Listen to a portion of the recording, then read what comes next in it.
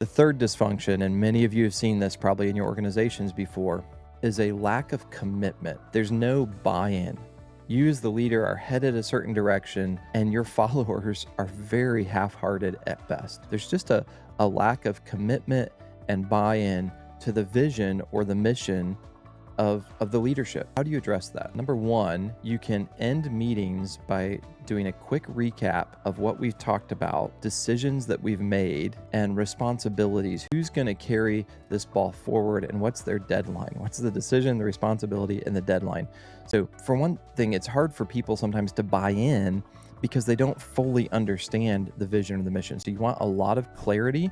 And a lot of times you can do that at the end of a meeting by recapping exactly what's been covered, who's going to handle what, and when. Other thing you can do, and you want to be careful about this, but you can actually ask your team members for their verbal support. Do you agree with that? Do you think we're headed the right direction here? Because oftentimes if someone says, yes, I think we're making the right decision here, even that verbal agreement by itself is an extra form of buy-in. You can create scorecards, do something visual. Maybe you have a dashboard in your software where you can show people, here's the goals we set and here's how close we're getting. And often that, picture's worth 1,000 words. That visual reminder will help a lot of people. You want to encourage questions and healthy debate. You want to, in other words, if you just railroad something through, it's going to be almost impossible to get buy-in. But if you come up with an idea or someone else on the team comes up with an idea and you take lots of questions, there's lots of healthy debate, that's going to help so much for the whole team to buy in rather than some half-hearted, well, I guess we're going to try this time. Another thing you want to do is to celebrate milestones, to celebrate when you get to that point. Make a big deal about that. We set this goal and we hit it.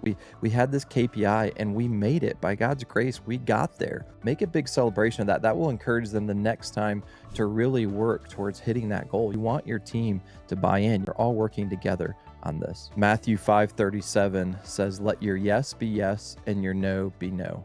And when we make a commitment and we buy in, that can be honoring both to God and to the team.